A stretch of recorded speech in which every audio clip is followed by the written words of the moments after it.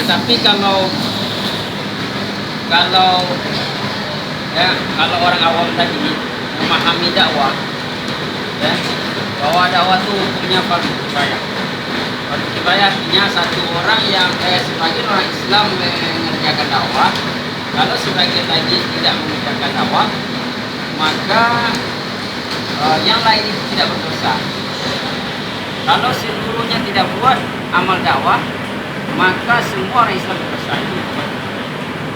Tapi kalau di dalam dakwah tetapi, maka dakwah itu hukumnya adalah fardu ain, wajib bagi setiap diri. Kenapa wajib bagi setiap diri? Karena bagian yang kedua ada hubungannya dengan poin yang kedua. Poin yang pertama tadi hukum dakwah, satu orang awam memahami itu fardu kifayah. Sementara dalam dakwah ini orang ulama dakwah memahami bahwa dakwah itu hukumnya fardu ain. Kenapa fardu ain?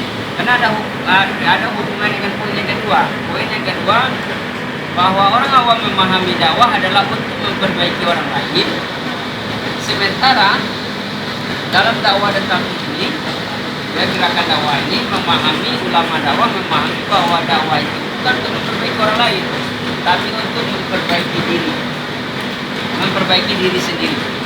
Jadi hukum memperbaiki diri sendiri itu hukumnya wajib bagi setiap diri sendiri.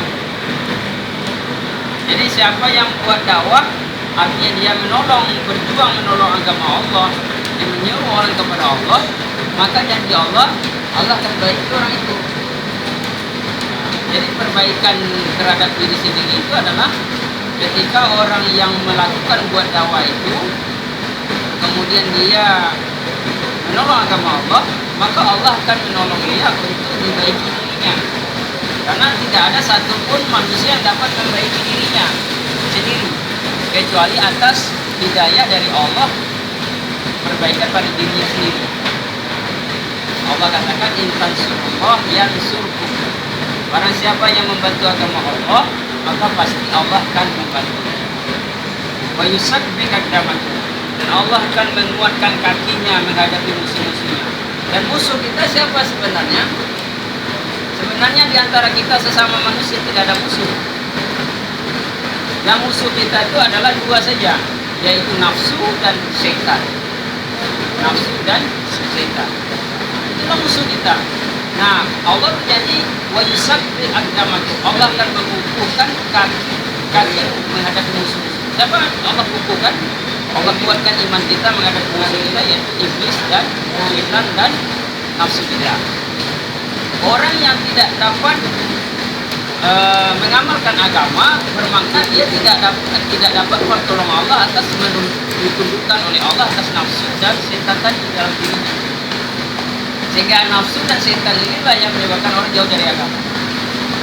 Nah, ketika orang membantu agama Allah, maka Allah berikan bantuan padanya, dan Allah menjanjikan menguatkan kakinya menghadapi musuh-musuhnya, yaitu Allah kuatkan imannya, sehingga musuh-musuhnya nafsu dan setan tidak dikalahkan.